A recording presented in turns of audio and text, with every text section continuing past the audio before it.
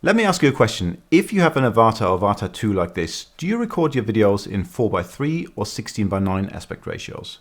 This is something I've been asking myself over the last few weeks, and I've battled with because there are some arguments for both. But I've come to the conclusion that in most cases, 4:3 is the way to go. And I'll explain those reasons in this video. So if you're unsure which way to go, which aspect ratio to choose, what the benefits are, this is a video for you to make that decision. So let's get started. So let's get started with the first aspect, and this is something that really surprised me, and it might surprise you as well. Because if, like myself, your perception was that a 16:9 image on a 4:3 sensor is generated by just cropping the top and bottom of the sensor to chop off the bits that give you that aspect ratio, then you're wrong, because actually what seems to happen is that the image is being stretched and you're using potentially the entire sensor, or certainly the same image that we get on a 4:3 image. So I'm going to demonstrate this with a few test shots that I did. So let's have a look at this harbor shot that I took. So these shots are taken with image stabilization off, super wide view, the drone is stationary, not moving. This is what you've got. So the same shot, and let's have a look at the two images. So this is 4:3, and if we compare it to the same shot taken on 16:9, you can actually see that if you look at the whole image, you're capturing the same parts of the image, or you're capturing every part of the 4:3 image, but it's been stretched. And you can see that stretching, if we look at the boat on the far left, it's about 50% longer. If we look at this rather ugly building on the right, that building is also elongated. So we're creating like a wide angle view kind of effect with the 16:9 and distorting the image quite significantly. And this to me is already one massive negative aspect about shooting with 16:9, because we get this distortion effect. And some people might like it. It's a matter of taste, but I personally don't like it. I think it's quite ugly and not very realistic. Yes, it'll give you a sense of more speed if you're flying, and it kind of creates that sort of illusion of a faster flight. But cinematically and in terms of sort of general beauty, I just don't like it very much. So that's the first aspect. You're getting very distorted images, and I was quite surprised about this. So the next aspect is really to do with how people are likely to watch your footage. Because in this day and age with Instagram and Facebook Reels, people tend to watch your footage like this and not like this. So it's watched vertically or portrait mode. This is an aspect which DJI have quite cleverly solved with the DJI Mini 3 Pro, Mini 4 Pro, by allowing you to rotate the camera by 90 degrees into a vertical mode, and then you're creating true 4K vertical footage. With the Avata and Avata2, we don't have that option, but we do have that 4:3 output video that we can create. And that does allow us to reduce the amount of crop or the amount of enlargement of your image in order to create true 4K or fairly true 4K footage in vertical format. Now granted, in most cases, most mobile phones don't display 4K vertical portrait footage, but if, like myself, you like to export your footage in the highest possible quality, then it is something that you're going to want to do. So let's have a quick look at how I can demonstrate what the difference is. So I've got two shots here. One is shot in 4:3 and one is 16:9. This one is the 4:3 shot of someone wakeboarding. And this is the 16:9 shot, again wakeboarding. And if I place those shots onto a 4K vertical timeline, we get black bars top and bottom, which is inevitable because we're missing pixels. But a 4:3 sensor output has more pixels in the vertical direction than a 16:9. We have about 620 extra pixels to play with. And that's apparent when we look at how much we have to zoom in to fill those black lines. So simply put, in practice, let's have a look at this shot. This is the 16:9, and I'm going to enlarge this in order to fill the frame on a 4K timeline. And I have to take it to about 177%, which is a significant amount to have to enlarge your image by. If we compare this to the 4:3 image, the black lines are visibly smaller, and I will only have to enlarge the image by about 132%, 33%. Let's call it 133%. That's a significant difference, because in my experience, 4K footage, if you enlarge it or if you have to crop in by more than 130, 140%, the footage looks quite mushy and I'd say unusable. 177% really wouldn't look particularly good.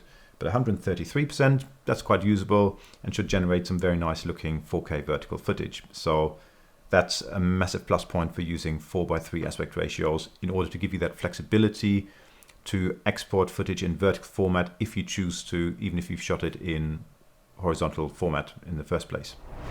So the next reason is a little bit more difficult to explain, but very interesting and quite important, because this is to do with what happens when you stabilize your footage in gyroflow. Gyroflow uses something called adaptive zoom, and adaptive zoom is a little bit like having to crop in on an image when you use Lightroom or Photoshop and you get horizon tilt and you want to correct that horizon tilt. You have to crop in order to remove your black bars or black borders. Gyroflow does the same sort of thing in order to remove those black borders and keep a true rectangular image without any ugly triangles around the sides. In terms of trigonometry, what happens, the more you move away from a 1:1 aspect ratio, so 16:9 is further than 4:3, the more you will have to crop in for a given tilt. So let's use an example. You're looking at me at a 16:9 aspect ratio. If we take this image and rotate it by sort of 3 degrees, you get black bars or a black border around the image, and that has to be removed. So I now have to zoom in on that image or crop in on that image. And in this case, I have to crop in down to 84%. Now, if we take the same image, but a 4:3, so we kind of bring the image in a little bit, and again, we rotate it by 3 degrees. Now, in order to remove the black borders that have been created, I only have to crop in on that 88%. So that's a 4% difference, and that's about 1/4 less cropping that's required to remove the borders, just going from 16:9 to 4:3 aspect ratio. If you're interested, try it yourself in Photoshop, take an image in different aspect ratios, rotate it, see how much you have to zoom in on that with the same given rotation. And yeah, it's very interesting. It basically means that you're going to lose less quality, because every time you use adaptive zoom, you lose quality. You have to upscale the image. And with drones like this, I find you just want the best possible quality to start with. You don't want to start on the back foot with quality which has already been adulterated and had a lot of upscaling done to it before you even get into Adobe Premiere or whatever you're using to edit your footage. So that's an important factor to me and a strong reason why I'll be using 4:3 from now on. Now, the last reason why I will be using 4:3 over 16:9 is probably, again, fairly obvious, but this is probably one of the most crucial ones, and this is to do with recropping or repositioning your image in post, which is very, very useful. It's the same reason why on the Mavic 3 Pro I like to record at 5.1K, because I have that little bit of extra space around the image to reposition my shot and be able to do that without having to zoom in on the image, upscale, lose quality. You can keep true 4K quality just by using extra space around the image, which is great. We've got a similar option in recording 4:3 on the Avata and Avata2, where we have space top and bottom of an image on a standard 16:9 timeline, where we can position that image and use that. So this is another example. We've got a wake border, and as you can see, as he goes through that shot, I'm losing the back of the wakeboard just about here. And let's say if I want to keep that wakeboard in shot all the way through, what I can simply do is I can go to my effects and move that image up and down. I've got space top and bottom, so I can move it up. I can only go so far, obviously, but I can move it up to about there. And now, hey presto, I've got that wakeboard in shot all the way, and that's exactly how I want it. It's super easy, it's flexible, quick, we're not losing any quality, we're just literally just using pixels top and bottom of the image that are free of charge there for the taking, which is great. And that wraps up the reasons why I'll be using 4:3. I'm actually beating myself up a little bit now because I generated a fair bit of footage over the last year and a half with the Avata1.